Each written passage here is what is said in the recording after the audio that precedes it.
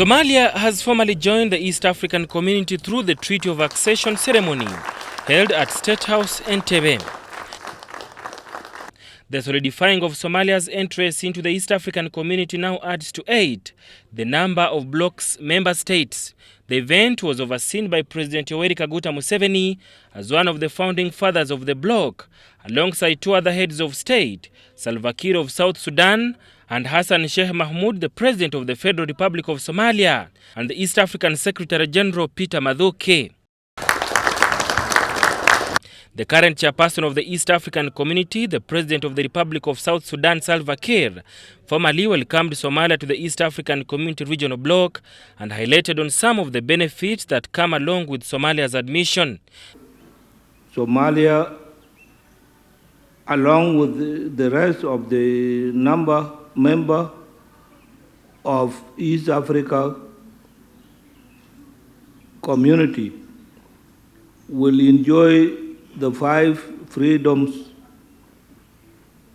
free movement of goods, free movement of persons,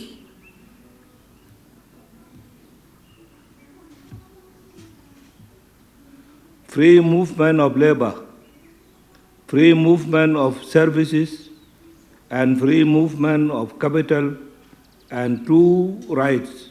The President of the Federal Republic of Somalia, Hassan Sheikh Mahmoud, is optimistic that his country's joining of the East African Community will contribute to prosperity due to its strategic relevance.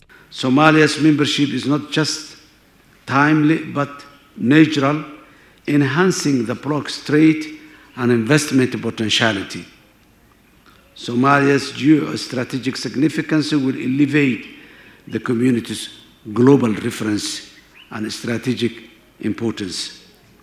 Somalia's integration will strengthen people-to-people connection, benefiting the East Africa in various aspects. As I said earlier, Somalis are already here in the East Africa community. We are part of the family, but today, as His Excellency President Museveni said, we have been a newly born for the purpose of legitimacy and legalization. The East African Community was established to promote trade among member states, and as of 2022, it has managed to grow to a total East African trade of $78.7 billion. And according to President Museveni, this can grow further if the region realizes strategic security, which will contribute immensely to market benefits. The second logic is strategic security. How can we be secure from, you see what's happening in the world, the wars, the what, and what happened to us? How can we be secure? Can Uganda alone be secure in the world? Even if Uganda becomes a developed country, can it be secure really? Against America, against China. Now, suppose China decides to become an imperialist power. They are developing now. They don't have a lot of resources inside China. There are very many people there. Suppose they are saying we are too many here. Some of us should go to Africa. How shall we defend ourselves against? So that's why we say the second logic is strategic security.